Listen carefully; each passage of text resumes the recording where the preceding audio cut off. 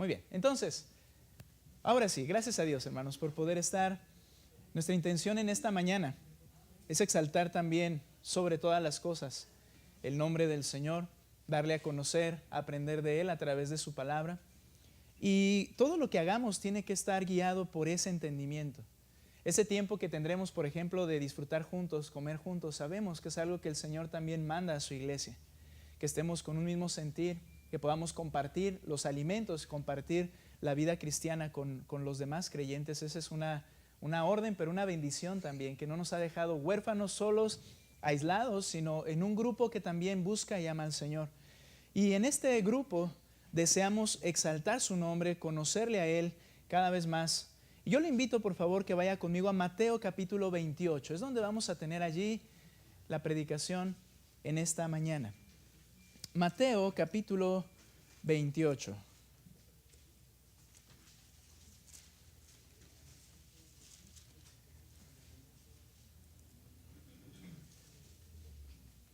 Bien, Mateo capítulo 28. ¿Listos? Vamos a leer los últimos versos de este capítulo. Hemos ido estudiando la vida de Cristo. Él ya ha resucitado en lo que hemos llevado de manera cronológica. Ya se ha aparecido y presentado con sus discípulos. Y este es uno de los momentos en que estuvo con ellos, verso 16 al verso 20. ¿Listos? Leo y ustedes síganme con su vista, por favor, en esos versículos. Dice la Escritura: pero los 11 discípulos se fueron a Galilea. ¿De dónde? De Jerusalén. El Señor les dijo: vayan a Galilea, allí los voy a ver. Ellos se van a Galilea, al monte que Jesús les había señalado. Cuando lo vieron, lo adoraron, pero algunos dudaron. Acercándose Jesús les dijo, verso 18: toda autoridad me ha sido dada en el cielo y en la tierra. Vayan pues y hagan discípulos a todas las naciones, bautizándolos en el nombre del Padre y del Hijo y del Espíritu Santo, enseñándoles a guardar todo lo que les he mandado, y recuerden, yo estoy con ustedes todos los días hasta el fin del mundo. Este pasaje, hermanos, es con el que cierra Mateo su escrito, su evangelio. Ahora, hermanos, ¿cuál es la intención de Mateo al escribir su evangelio? No hemos estudiado específicamente o solamente el evangelio de Mateo, sino que hemos ido en todos los evangelios. Pero Mateo, cuando escribe su evangelio, lo escribe con esta intención: demostrar que Jesús era el Mesías prometido. Mesías significa el ungido.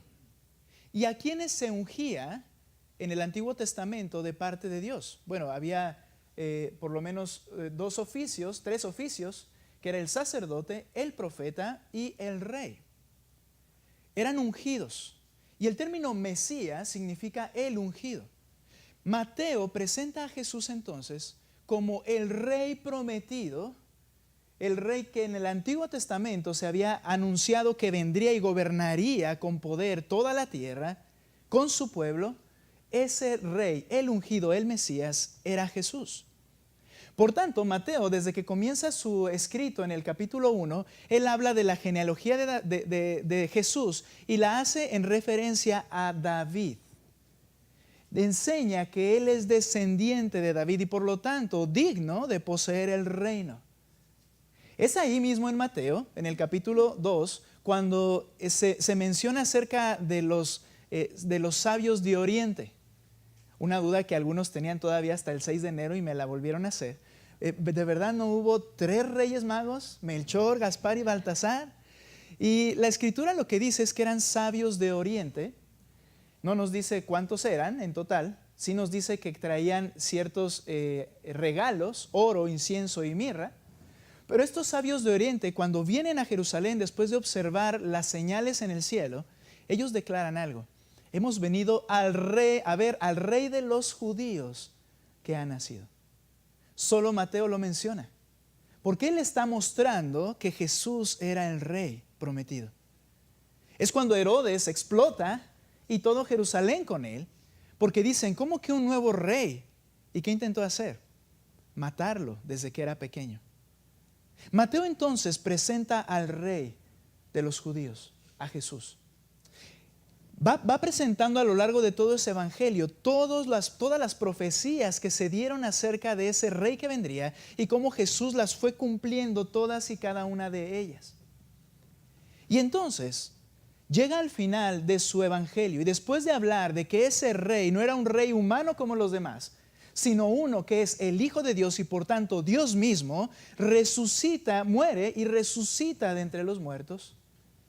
Y la mejor manera de cerrar un escrito en el cual está demostrando que Jesús es el Rey de Reyes, Señor de Señores, es con estas palabras. Versículo 18. Acercándose Jesús les dijo: toda autoridad me ha sido dada.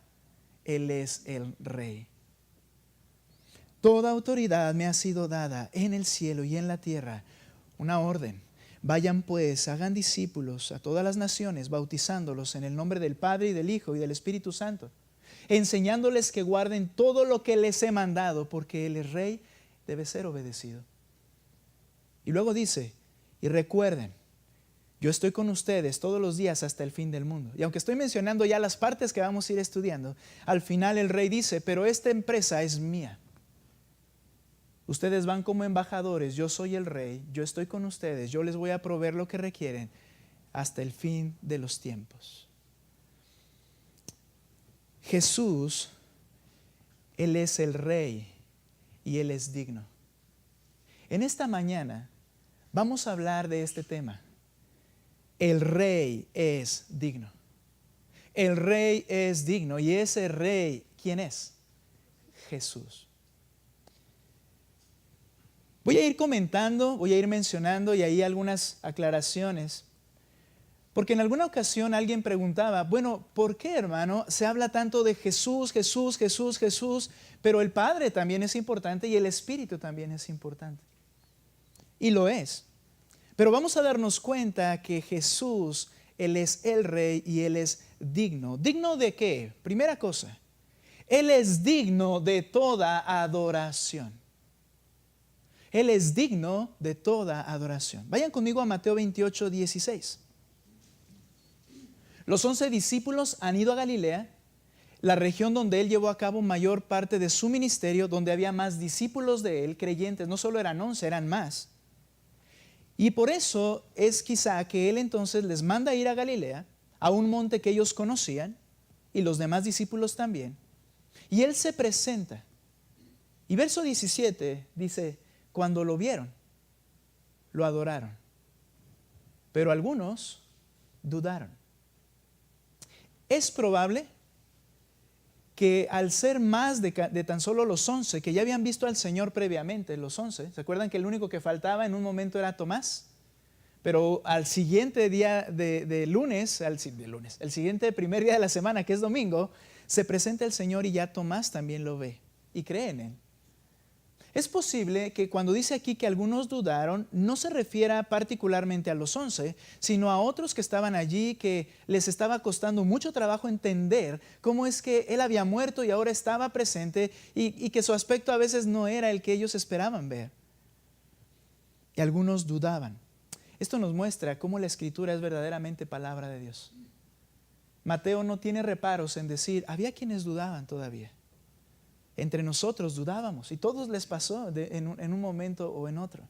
Y eso muestra nada más que la Biblia realmente es palabra de Dios. Si fuera un libro humano, omitiría toda esa clase de errores para dar un argumento que sea creíble. Pero no, es la palabra de Dios y es creíble. Aunque algunos dudaron, dice que cuando lo vieron, lo adoraron. ¿Qué es adorar? A veces le decimos a nuestros pequeños, ¿verdad?, cuando están en brazos, o ¡ay, cómo te adoro! Y en un sentido hemos perdido el sentido de esa palabra. ¿Qué es adorar? Dice que le adoraron. Adorar es la palabra proskuneo en el griego, porque la Biblia, el Nuevo Testamento está escrito en griego. Y significa esto: es un acto de reverencia u homenaje. La palabra proskuneo son dos palabras unidas en una sola, que significa hacia y besar. Es decir, dirigir un beso. Como este pasaje y el Nuevo Testamento en su mayoría está escrito en griego, se utiliza una palabra griega y los griegos en su adoración lo que ellos hacían era besar las imágenes, dar un beso a los dioses que ellos adoraban. Por tanto, el término implica dar o hacia besar o dirigir un beso. Adoración, la palabra en sí. Pero en sí, ¿a qué se está refiriendo este término de adorar? Bueno, era la forma griega de rendir reverencia a sus dioses, como ya mencioné. Pero la adoración a Dios, en un sentido, no está definida en un solo acto. Es decir, vamos a adorar a Dios y todos traducimos inmediatamente, vamos a cantar alabanzas. La Biblia no define que sea solamente las alabanzas la manera de adorar a Dios. De hecho, lo que podemos entender de adoración es el acto que proviene del reconocimiento en tu corazón de quién es Dios. El acto que proviene al entender su naturaleza. El acto que proviene al considerar y entender sus atributos, al entender sus caminos y al comprender sus demandas. Cuando tú entiendes quién es Dios, por lo menos en lo que llena tu mente y mi mente finita, va a producir un acto de adoración. Algunos cayeron de rodillas inmediatamente. Otros se postraron en tierra. Otros alabaron al Señor. Otros adoraron al Señor en un sentido de oración. Y otros se levantaron y fueron obedientes a un mandato que Él les había puesto. Y todos estos son actos de adoración. Porque es rendir reverencia a la persona que lo merece. Un homenaje al entender quién es realmente Dios. Nota por favor el Salmo 29:2. Veremos varios textos, así es que les invito a que vayan viendo conmigo. Yo los voy a procurar ir leyendo. Y si no lo encuentra, présteme atención. Salmo 29:2. Dice el salmista: tributen al Señor, a Jehová, a Yahweh, el nombre de Dios. Tributen al Señor la gloria debida a su nombre. La gloria debida a su nombre. Adoren al Señor en la majestad de la santidad. Nuestra adoración será tan limitada como mi comprensión del carácter santo y grandioso de Dios. Mira, si para ti Dios es como tú, por ejemplo, entonces tu adoración se va a reflejar en la manera en que tú tratarías a cualquier otra persona igual a ti. Y no más que eso. Pero dice la Escritura que Él es inconcebible. Y que ha dejado su palabra para que entendamos una pizca de la grandeza de ese Dios, una pizca de su santidad y pureza, una pizca de su sabiduría, una pizca de su poder, una pizca de su voluntad, una pizca de lo que Él es. Y al entenderla en tu mente, necesariamente deberías caer ante Él y rendirle reverencia.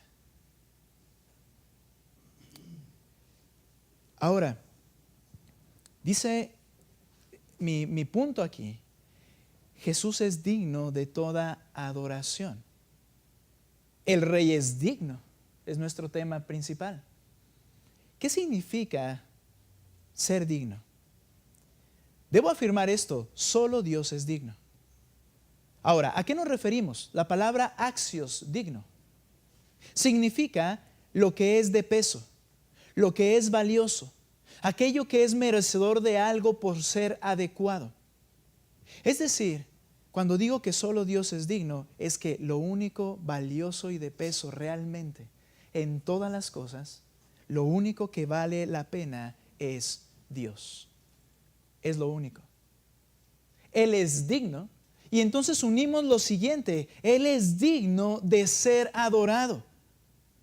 Como Él es lo más valioso, entonces todas las criaturas deben reverenciarlo. Él es digno de tu adoración. Pregunta: ¿cómo estás adorando a aquel que es digno de toda tu adoración. Nota por favor Apocalipsis 22, 8 al 9. Este clamor en el futuro, Juan está viendo aquí las cosas finales. Y él entonces escribe y dice un acto de adoración. Y dice el versículo,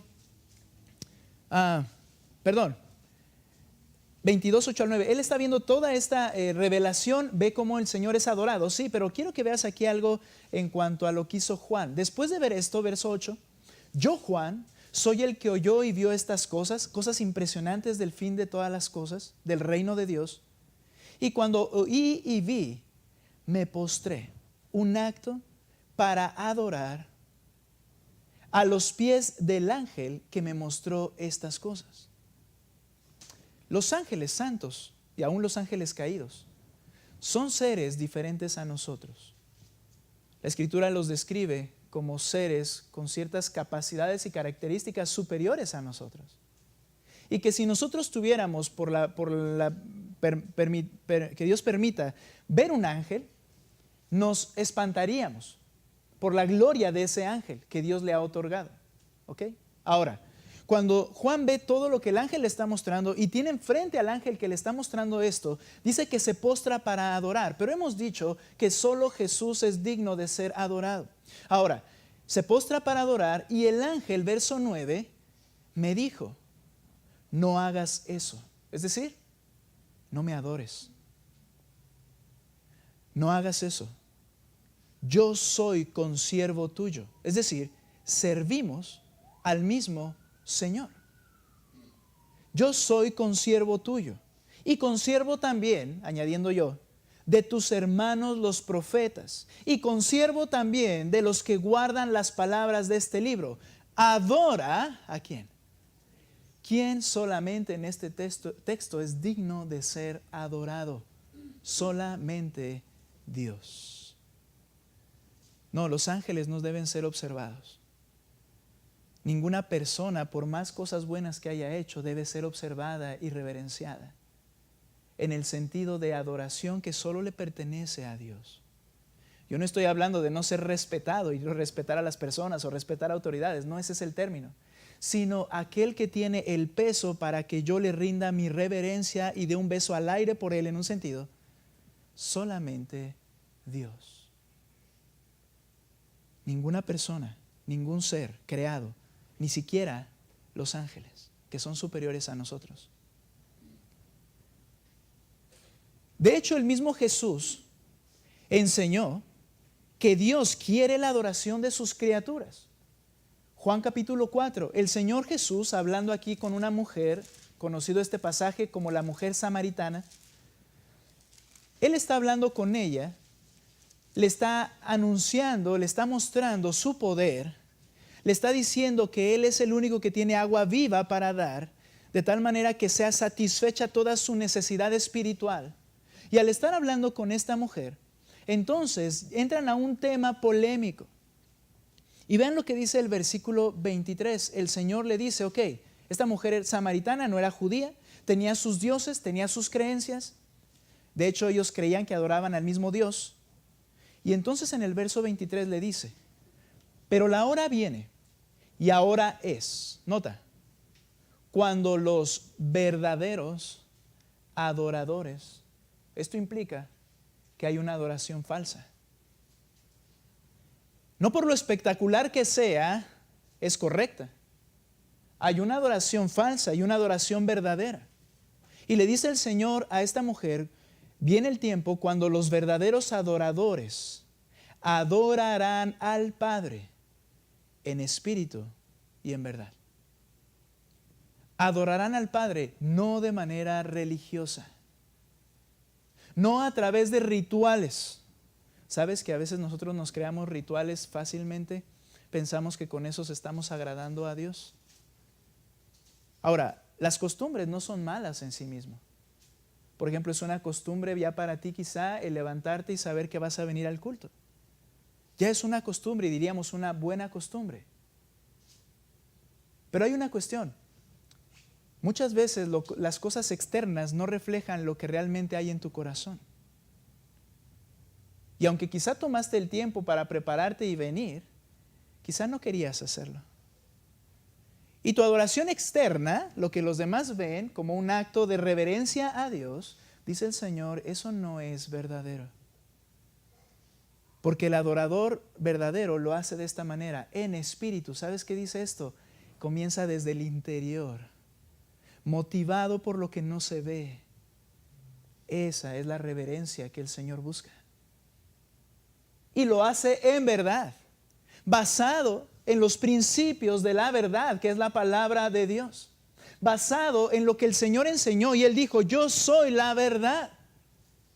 No como tú quieras, no como a ti te plazca, no como a mí me parezca mejor, sino a la manera que Él dice. Por eso vamos a ir avanzando y entender esto.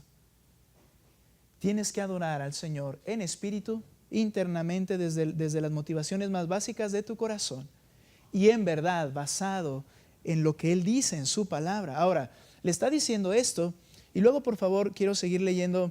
Estamos en Juan 4:23. Porque ciertamente a los tales el Padre busca que le adoren. Dios busca adoradores y Dios quiere adoradores. Dios es espíritu y los que le adoran deben adorar nuevamente en espíritu y en verdad. ¿Qué quiere decir que Dios es espíritu? Obviamente a Dios nadie lo puede ver.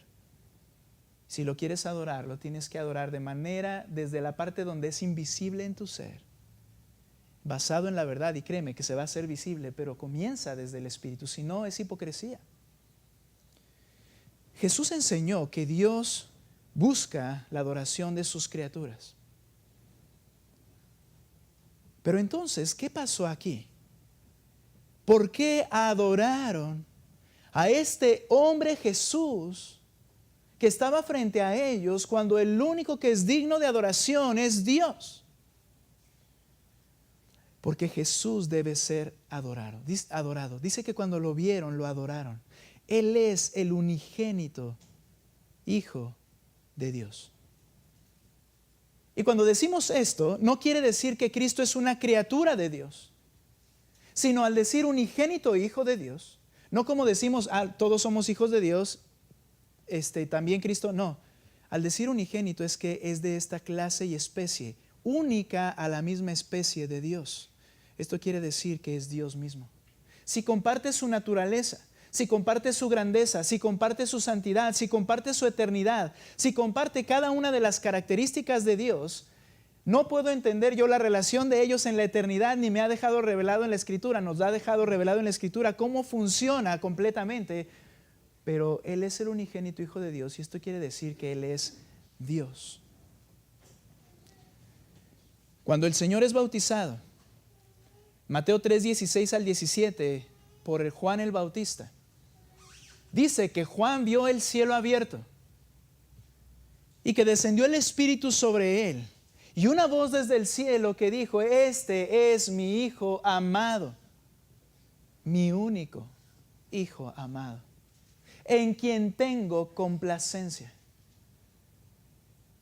Jesús es el unigénito Hijo de Dios. Y el amor complaciente de Dios es en su Hijo.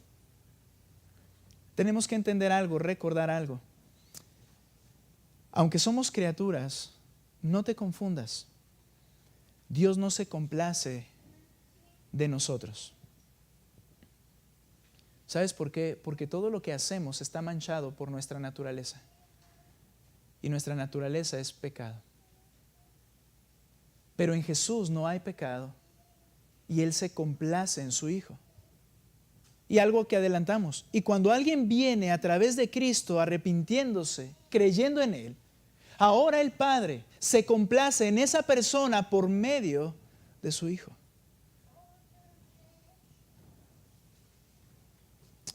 Jesús hace una pregunta. ¿Quién dices tú que soy yo? Ve conmigo a Mateo 16:13, por favor, mismo evangelio. Mateo 16:13. Jesús es digno de toda adoración. Nota por favor Mateo 16:13. Y hazte esta pregunta mientras estamos leyendo este texto, por favor mantente haciéndote esta pregunta. ¿qué significa Jesús para mí? ¿Qué es para mí? Cuando Jesús llegó a la región de Cesarea de Filipo, preguntó a sus discípulos, los que habían creído en él y lo seguían: ¿quién dicen los hombres que es el Hijo del Hombre? Otro título que se refiere al Mesías. ¿Quién dicen los hombres que soy yo? Y ellos respondieron, bueno, unos dicen que Juan el Bautista, el que ya había muerto y que había resucitado, creían. Otros dicen que Elías hizo muchos milagros en el pueblo de Israel. Pero otros, Jeremías o alguno de los profetas que denunciaban el pecado del pueblo y lo denunciaron durante los tiempos que ellos estuvieron, dicen, bueno, la gente cree que eres algo así tú. Y viene la pregunta, ¿y ustedes quién dicen que soy yo? ¿Sabes? Jesús puede ser para ti un medio para alcanzar un fin. Y no más que eso. Jesús puede ser para ti, en tu mente, quien te va a solucionar tus problemas para que tengas una vida de acuerdo a lo que tú quieres. Y podríamos decir casi como una tarjeta de crédito. Jesús puede ser para ti un gran maestro. Jesús puede ser para ti un gran profeta. Puede haber sido para ti un gran hombre, un gran libertador, un gran socialista. Eso es lo que tú puedes pensar, o lo que pueden pensar el mundo, pero la pregunta es, ¿quién dices tú que soy yo? Y entonces, versículo 16, y Simón Pedro respondió, tú eres el Cristo, el Hijo del Dios viviente. Entonces, si crees que yo soy el Hijo del Dios viviente, entonces yo soy únicamente digno de toda tu adoración. ¿Sabes? Tu adoración refleja quién piensas tú que es Jesús. Un gran maestro ante quien tienes que hacer una reverencia y seguir tu vida como a ti te plazca. O el Hijo de Dios, el digno de toda adoración. ¿Quién dices que soy? ¿Sabes? La resurrección, y por eso los discípulos también se postraron. La resurrección es la evidencia poderosa de que Jesús es verdaderamente Dios, el Hijo.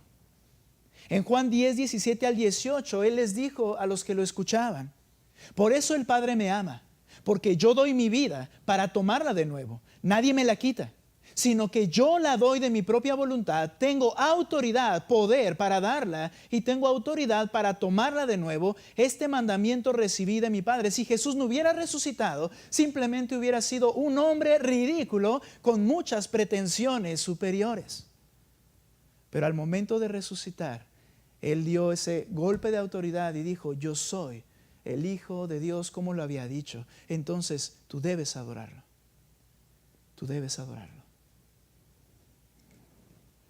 Si crees que es el Hijo de Dios y por lo tanto es Dios mismo, entonces ve el ejemplo del hombre ciego de nacimiento que fue sanado por Jesús. Ve conmigo a Juan capítulo 9, verso 24. Juan 9, 24. Este hombre ciego de nacimiento, el Señor lo topa, el Señor lo busca, lo sana, hace lodo, escupe en tierra. A veces, pero ¿por qué el Señor no sanó así nada más diciendo, sé sano? Él no podría hacerlo. Decir, quiero que veas, como al leproso, quiero que seas limpio, y era limpio inmediatamente. ¿Por qué el Señor escupió en tierra, hizo lodo con sus manos y luego la aplicó en los ojos? Bueno, una razón es porque era el día sábado. Y los judíos habían hecho una serie de normas para el día sábado, ellos supuestamente tratando de no quebrantar el día de reposo, y en esas normas pusieron cosas tan ridículas como que no podías cargar una piedra porque estabas trabajando y eras digno de ser muerto apedreado.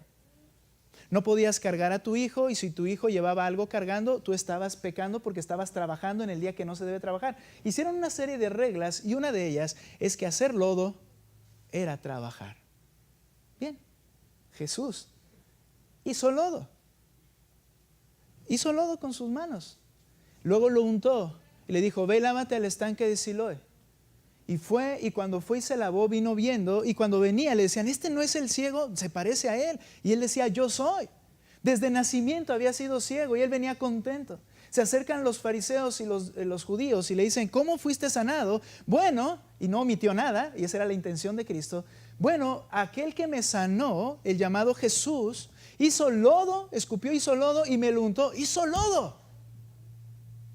Blasfemia, pecado, ¿verdad? Y entonces buscaban a Jesús. Les explico rápido. Le dicen, pero ese Jesús es pecador. Pues yo no sé si es pecador, pero a mí me sanó. Luego mandan llamar a sus padres y le dicen, oye, ¿en verdad era ciego este? Sí, sí era ciego.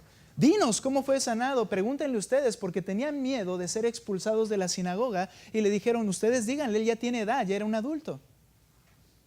Al final, sucede lo que voy a leer en este momento.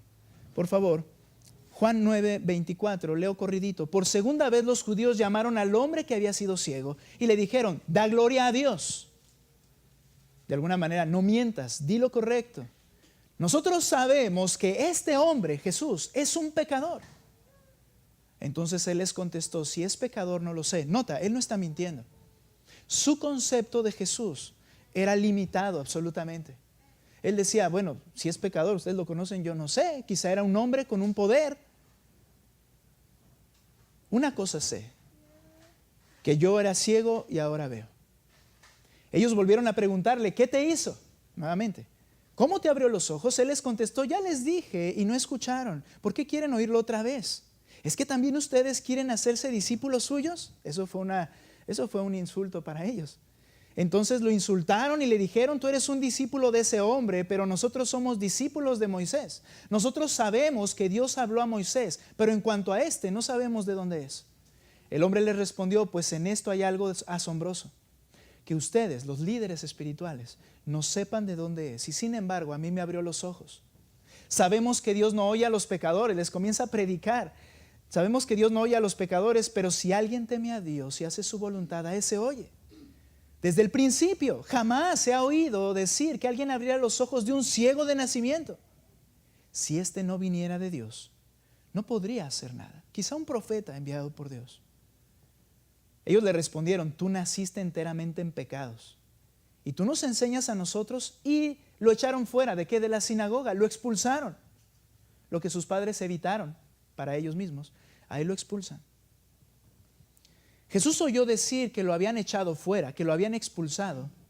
Lo buscó y cuando lo encontró le dijo, ¿crees tú en el Hijo del Hombre? Ese que es el Hijo de Dios. ¿Crees tú en el Hijo del Hombre? Él le respondió, ¿y quién es, Señor, para que yo crea en Él? Jesús le dijo, pues tú lo has visto, y el que habla contigo ese es. Él entonces dijo, creo, Señor, y le adoró. Entendió que no era un pecador, que ni siquiera era un profeta, sino que era Dios mismo hecho carne, el Mesías prometido. Y se postró y le adoró. Un acto más para que Jesús hubiera sido digno de ser apedreado, recibiendo adoración de una criatura. Ningún judío lo permitiría. ¿Por qué este hombre lo permite? Si crees que Jesús es el Hijo de Dios y por lo tanto es Dios mismo, entonces debes adorarle. Jesús es digno de toda adoración. Jesús es digno de toda adoración. Él es el Hijo de Dios. Jesús es digno también de toda autoridad. Ve conmigo a Mateo capítulo 28, por favor. Mateo 28.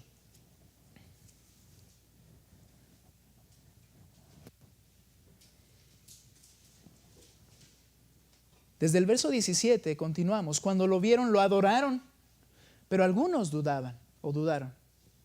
Acercándose Jesús, ese que es digno de toda adoración, les dijo, toda autoridad me ha sido dada en el cielo y en la tierra. En este punto vamos a ver que Jesús es digno de toda autoridad. Jesús entonces es el Rey soberano. ¿Qué quiere decir esto? Cuando dice toda autoridad, la palabra autoridad, exousia, significa facultad, derecho, libertad de decisión, capacidad, habilidad, poder, potestad, dominio. Él tiene, dice aquí, autoridad. Es decir, que Él decide. Y podemos decirlo de otra forma. Él decide. Pero luego dice, toda autoridad. La palabra paz del griego, no paz con Z, sino con S. Bueno, en nuestro español así le escribimos, ¿verdad? Pero la palabra paz significa absoluta, entera, completa, de cada clase, de cada tipo. Quiere decir que Él es Jesús, quien posee absoluta facultad, completa potestad, todo el poder. Y si lo decimos de otra forma, nadie decide sino solamente Él. Y solamente Él manda, Jesús. Toda clase de potestad la tengo. Él es el Rey. Y está sentado en su trono. Y no solo eso, ¿cuál es el alcance de esa potestad y esa facultad? En el cielo y en la tierra. El alcance de su autoridad es todo lugar, toda dimensión. Él, hermanos, es el Señor, el que manda. Jesús es quien manda con toda potestad en todo el universo y en toda dimensión. Ahora, ¿cómo es que esto sucede? Dice, me ha sido dada. Ve conmigo a Filipenses capítulo 2, por favor.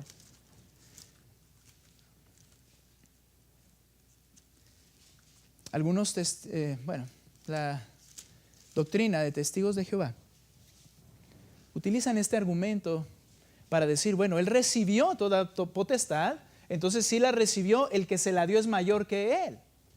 Entonces Jesús es inferior, Él no es Dios, Dios se la dio, Él es inferior a Dios. Vamos a entender esto. Él tiene toda autoridad. ¿Por qué? Filipenses capítulo 2, versículo 5. ¿Listos? Ahí estoy en Efesios. Filipenses 2, 5. Habla el apóstol Pablo y dice, haya pues en ustedes esta actitud que hubo, pasado, en Cristo Jesús, el cual, ¿de quién habla? Jesús. El cual, aunque existía en forma de Dios, Él es eterno, Él ya estaba. La cuestión es que en el Antiguo Testamento, de alguna manera, Jesús, el Hijo de Dios, más bien, Jesús es su nombre terrenal cuando Él tomó un cuerpo, el Hijo de Dios estaba tras bambalinas, por decirlo de alguna manera. Es decir, vemos a Dios obrando, su Espíritu capacitando, llevando a cabo su obra, su poder en el reino, en Israel y todas estas cosas. Y no se menciona al Hijo de Dios. Pero dice este texto, pero Él ya estaba allí. De alguna manera, ante nuestro entendimiento estaba tras bambalinas, aunque en realidad no estaba tras bambalinas, ya que todo fue creado por medio de Él y para Él.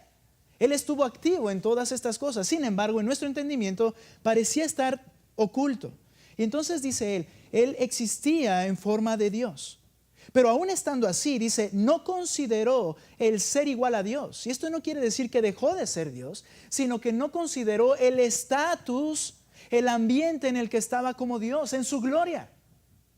Sino que dijo, voy a dejar este espacio en el cual estoy, por llamarlo de alguna manera, y voy a descender a la tierra. No estimó el ser igual a Dios como cosa a que aferrarse, sino que se despojó a sí mismo, tomando forma de siervo, hecho semejante a los hombres, y hallándose en forma de hombre, se humilló a sí mismo, él mismo, haciéndose obediente hasta la muerte y muerte de cruz. El Señor determinó llevar a cabo la redención de los pecadores. Él quiso hacerlo. Y Él dijo, alguien tiene que morir, un ser perfecto. Yo voy a tomar un cuerpo humano bajo todas las circunstancias adversas y voy a cumplir la voluntad de mi Padre. Por eso el Padre dijo, este es el que me complace. Nadie más. Todos vivimos para nosotros mismos, siendo honestos. Pero este me complace. Toma un cuerpo humano, humillándose, haciéndose siervo. Y entonces es obediente hasta la muerte y muerte de cruz, porque la muerte era la condena por el pecado y Cristo va y la paga sin haber pecado en absoluto. Entonces, ¿qué sucede? Verso 9. Por lo cual Dios, podríamos decir el Padre, lo exaltó hasta lo sumo y le confirió el nombre que es sobre todo nombre, para que al nombre de Jesús se doble toda rodilla. ¿Qué es esto? Adoración. De los que están en el cielo, de los que están en la tierra y debajo de la tierra, y toda lengua confiese que Jesús es el amo, que Jesús es el que manda, para gloria de Dios Padre. ¿Por qué mencionamos a Jesús y debemos adorar a Jesús y debemos proclamar a Jesús y debemos obedecer a Jesús? Porque a través de esa obediencia al que tiene toda autoridad, que es Cristo Jesús, el Padre es glorificado.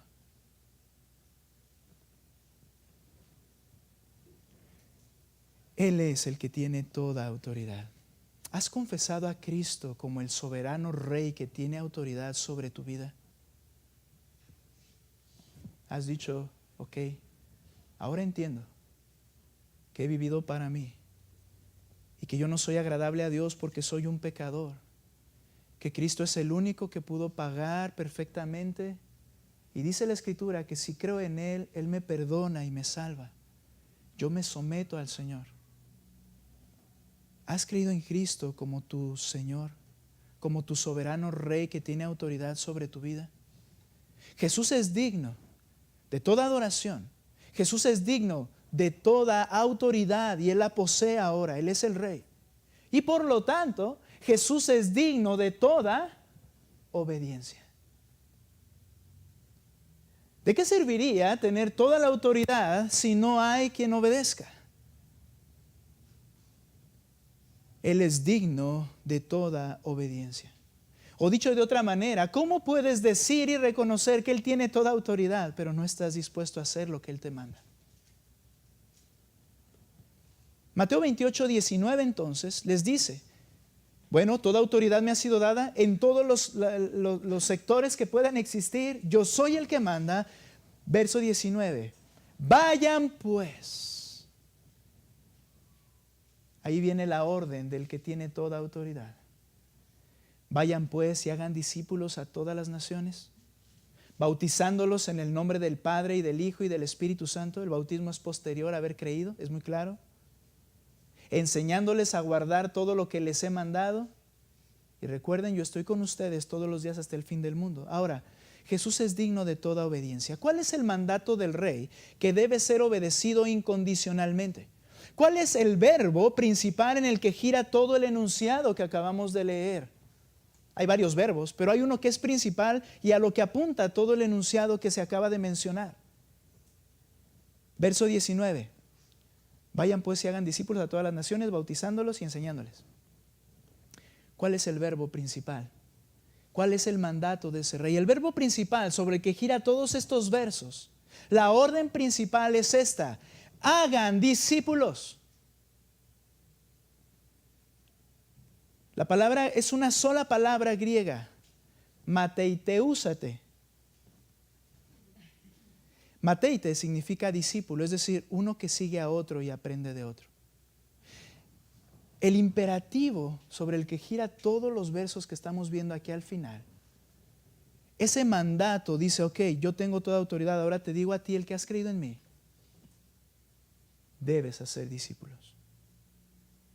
Ese es el mandato. Un discípulo es uno que había creído en Jesús y por lo tanto lo seguía. Ahí mismo en Mateo, ve lo que dice el capítulo 19, solo un poco atrás. Versículo 21 al 23.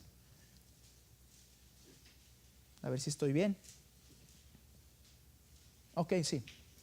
Aquí hay un gobernante rico, famoso, popular. Eran como que las estrellas de ese tiempo, los artistas de ese tiempo. Y Jesús le respondió a este hombre: si quieres ser perfecto, ve y vende lo que posees y dalo a los pobres y tendrás tesoros en los cielos. Y ven y sé mi discípulo. Pero al oír el joven estas palabras se fue triste porque era dueño de muchos bienes. ¿Cuál es el punto aquí?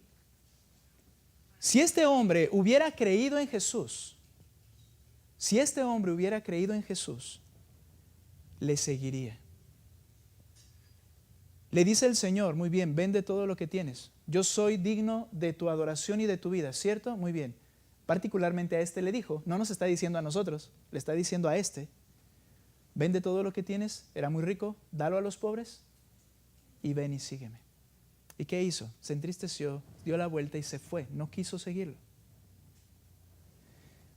Un discípulo es uno que ha creído en Jesús y como consecuencia lo sigue. Se requiere creer en Jesús para poder seguirle. Y no se puede seguirle sin creer. No puedes dividir estas dos cosas. Ser un discípulo no es solamente alguien que va tras de otro, sino porque ha creído en Él, lo sigue. Alguien que no sigue a Cristo es porque no le ha creído. Y alguien que no le cree no lo puede seguir. Esos son los que tienes que hacer. Ve y haz discípulos. Es decir, aquellos que al creer me siguen. Obviamente, mi labor no es hacer que los sigan.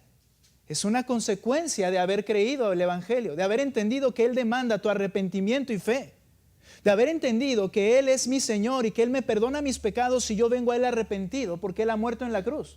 Cuando eso sucede, la consecuencia natural es seguirle.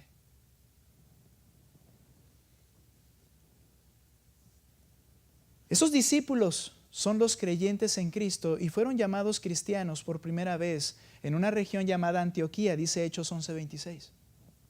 Y a los discípulos se les llamó cristianos por primera vez en Antioquía. No hay muchas opciones. No es a la manera que tú quieras y bajo la religión y condiciones que tú quieras. Un cristiano, y tenemos que entender esto primero nosotros, un cristiano es uno que se ha sometido porque ha creído en Cristo y le sigue. Ese es un cristiano. Ha creído que Él es quien dice ser. ¿Cómo se convierte una persona en un discípulo? Porque nos manda a ser discípulos. Romanos 10:8, por favor. Estamos acercándonos al final. De hecho, nos comenzamos a acercar al final desde el principio que comenzamos la predicación. Romanos, no se crean, ya vamos a terminar. Romanos capítulo 10, versículo 8. Nota por favor lo que dice aquí. Hablando Pablo acerca de lo que la gente debe creer, de manera resumida dice, pero ¿qué dice? Cerca de ti está la palabra, en tu boca y en tu corazón. Es decir, no tienes que ir a algún lugar a buscar la verdad está aquí, su palabra te la declara. Es decir, la palabra de fe que predicamos, que si confiesas con tu boca a Jesús por Señor, el soberano, el que manda, lo crees y lo confiesas realmente porque lo crees. Y crees en tu corazón que Dios lo resucitó de entre los muertos, ¿qué dice? Serás salvo. Porque con el corazón se cree para justicia, con la boca se confiesa para salvación. Pues la Escritura dice, todo el que cree en Él no será avergonzado. Es decir, si tú dices, ok, yo voy a creer en Cristo, ¿y qué tal si no me cumple? Dice, no vas a ser avergonzado. Él siempre cumple lo que promete. Todo aquel que en Él cree no será avergonzado, porque no hay distinción entre judío y griego, pues el mismo que es Señor de todos, Él es el que manda sobre todos. Dice, el mismo que es Señor de todos, abundando en riquezas para todos los que lo invocan. Porque todo aquel que invoque, que clame, que le pida el perdón al Señor, dice, este será salvo. Todo aquel que invoque el nombre del Señor será salvo. Pero mira, ¿cómo van a invocar a aquel en quien no han creído? Es decir, que para yo clamar, sí Señor, perdóname, se debió haber creído lo que Él dice que Él es. Esa es nuestra labor. Tengo que enseñarle a la persona quién es Cristo, para que al haber entendido quién es y lo crea, invoque al Señor y le diga, perdón, sálvame, aquí está mi vida. Y esa es tu labor y la mía, creyente. No lo hagamos fácil. Bueno, pero con mi testimonio y con mi manera de hacer las cosas estoy predicando. No, estás testificando una vida transformada. Pero ¿cómo van a creer? ¿Cómo van a invocar en quien no han creído? Necesitas decirle quién es Jesús de manera clara. Es por eso que la salvación solamente por ver a un grupo que se lleva muy bien es una mentira. Si ese grupo no predica el Evangelio de Cristo para que la gente entienda quién es Jesús, no pueden ser salvos. No pueden. Tienen que invocar a alguien en quien creen, y creen cuando tú les enseñas. Y luego por eso dice, ¿y cómo creerán en aquel de quien no han oído? ¿Qué tienes que hacer? Habla. Habla. Tienes que compartir el Evangelio, hermano. Tienes que hacerlo. Porque tu labor y mi labor, y lo dice el Rey que tiene toda autoridad, es que tenemos que hacer discípulos. Y solo se logra de esta forma.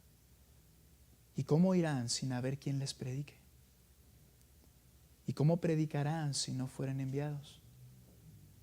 ¿Cómo vamos a predicar si no hay realmente una motivación y una determinación y planeación para hacerlo? Es una realidad. ¿Sabes? Hemos fallado mucho en eso. Y lo reconozco en primer lugar delante del Señor. Ahorita vemos algo más. Quiero continuar con esto. Ahora, dice aquí, ¿y cómo predicarán si no fueren enviados? Tal como está escrito para el Señor, mira, cuán hermosos son los pies de los que anuncian el Evangelio del bien. Tenemos que compartir. ¿Estás obedeciendo a tu amo? ¿Estás obedeciendo porque Jesús es digno de toda obediencia? ¿Estás compartiendo el Evangelio a otros? ¿Cómo se obedece este mandato? Ya de manera completa. Regresa conmigo a Mateo, por favor, 28. ¿Cómo se obedece este mandato? Muy bien. Cuando Él se acerca y les dice que toda autoridad la tiene, dice el verso 19, vayan, pues, y hagan discípulos. Esta es una realidad. El mandato es hacer discípulos, pero la manera de que esto comienza a funcionar solamente es cuando yo voy a todas las naciones. La invitación no es, ven a la iglesia. Digo, muchos vienen a la iglesia y escuchan el Evangelio, ¿cierto? Tu responsabilidad y tu invitación no es ven a la iglesia, hermano. Tu responsabilidad y mi responsabilidad es que yo tengo que ir a predicarle el Evangelio. Esto implica intencionalidad. Que en tu trabajo tú vayas con intención de compartirle a la otra persona quién es Cristo. Pero para eso tienes que saber quién es Cristo, ¿no crees? Tienes que decirle quién es Cristo. Implica esfuerzo. El vayan no era pues estén ahí y a los que vayan pasando, no, implica que yo tengo que hacer. Tengo que salir de mi comodidad. Tengo que salir de mi rutina. Estoy en el trabajo toda la vida, ¿verdad? Y soy una maquinita y voy a seguirle haciendo así todo el tiempo. Y el otro está enfrente de mí, se va a ir al infierno, pero yo estoy todo el tiempo así. Tengo que romper mi comodidad y decir, oye, ¿tú cómo estás? Pero eso cuesta. Y no solo eso. Implica ir más allá, implica hacer lo que sea necesario hacer, sacrificando nuestro tiempo, sacrificando nuestro dinero, sacrificando nuestro talento, por decirlo de alguna manera, nuestra salud incluso si es necesaria, pero debo ir porque implica un esfuerzo. Implica sacrificio. Tienes que dejar de hacer cosas o abandonar cosas que quizá para ti serían cómodas, tranquilas, y quizá ir a un lugar donde nadie te conoce a predicar. Implica esfuerzo, implica sacrificio, implica amor. Tienes que amar a las almas y ver su necesidad profunda que ellas tienen. No, esa sobada en la espalda y no, todo va a ir bien, tú ora al Señor, ese es un engaño, no seas mentiroso. Si no viene a Cristo, aunque tenga salud y se arreglen las cosas de aquí, cuando muera, por la eternidad estará en el infierno, dice la Escritura. Por eso es la buena noticia, el Evangelio, que hay salvación para el pecador, pero solo en Cristo. Se requiere ir. ¿Cómo se obedece este mandato? Debo ir. Segundo lugar, se requiere convertir, como ya dijimos, personas por medio del Evangelio. Hacer discípulos. Tercer lugar, ¿qué más dice? Ve conmigo al 28:19. Vayan pues y hagan discípulos a todas las naciones, el alcance es en todo lugar, bautizándolos en el nombre del Padre, del Hijo y del Espíritu Santo. Se debe bautizar en el nombre del Padre, del Hijo y del Espíritu Santo. Cristo dijo, vayan y el que crea y sea bautizado será salvo. Y algunos con esto dijeron, entonces el bautismo se requiere para salvación. Luego dice, pero el que no crea será condenado. No es el bautismo el que da un grado más en la salvación, sino que es esto. La orden es esta. Vas a ir, en primer lugar, vas a ir tú. Segundo lugar, vas a predicar el evangelio. Y cuando crean, se deben bautizar. El que no se quiera bautizar es porque no ha creído. ¿En dónde queda el bautismo de gente que no ha entendido, como los bebés, por ejemplo? ¿O en dónde queda gente que se bautiza sin haber entendido? Es muy claro. Predicas, creen, bautizas. ¿Qué más? En el nombre del Padre, del Hijo y del Espíritu Santo, porque el bautismo es la declaración pública de que he creído en Cristo, de que la Trinidad está en mí, conmigo. Y verso 20, enseñándoles a guardar todo lo que les he mandado. Esta labor importante de predicar el evangelio, de hacer discípulos, hay que ir, hay que compartir el evangelio, discípulo en ese sentido. Luego dice, bautízalos y luego enséñales. Eso es lo que hacemos en esta iglesia, contigo que has creído. ¿Ya creíste? ¿Ya te bautizaste? Tenemos toda la vida mientras estemos en esta tierra para seguir enseñando lo que el Señor quiere que hagamos. Entonces, el mandato del Señor abarca toda la labor de la iglesia, desde el punto de comenzar a predicar el evangelio hasta el punto de edificar a los que ya creyeron. Esta es la orden del Rey. Esta es la orden del Rey. Enséñale todas las cosas que yo les he mandado, porque Él es el que tiene autoridad. Ellos también deben obedecerle.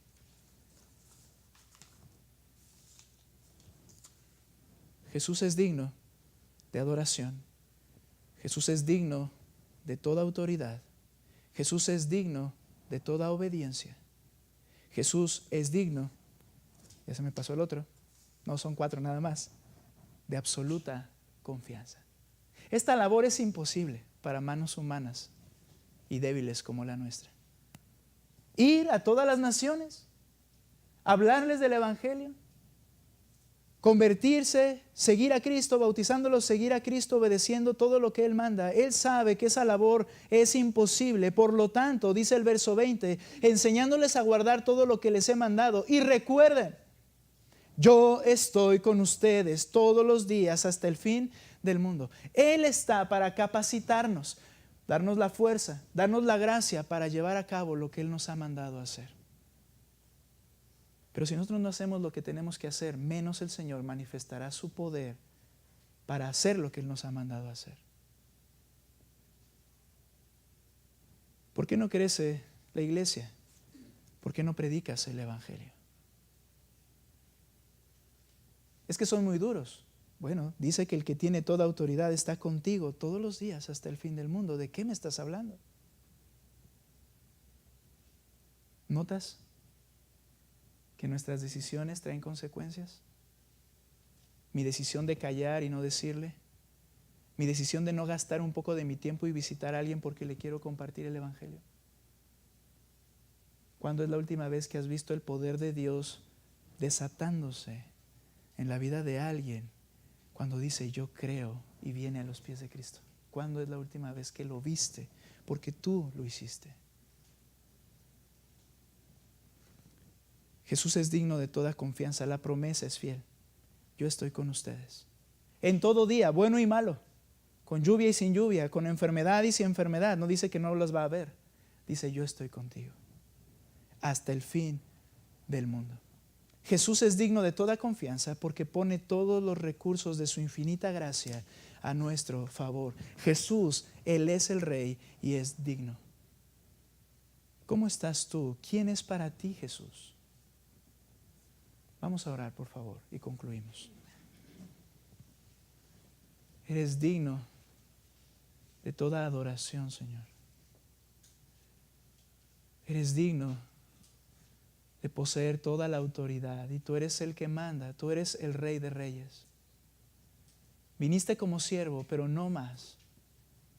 Nos serviste a cada uno de nosotros, pero ahora tú debes ser servido.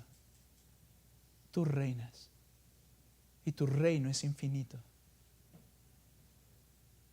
Tú eres digno de nuestra adoración, digno de toda autoridad.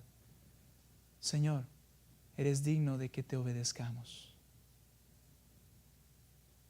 Tú sabes cuántos de manera intencional en esta semana no solo dijeron ven a la iglesia. Esa no es la labor. La labor real es cuántos abrieron sus bocas para hablar el evangelio a otros. ¿Cuántos? Y es que quizá pensamos que ya le hablamos a los que estaban a nuestro alrededor. Ayúdanos a no olvidar que precisamente debemos ir a alguien más. Señor, tú lo sabes. Yo te ruego, Padre, que cargues nuestro corazón porque tú eres digno de obediencia y necesitamos hacerlo.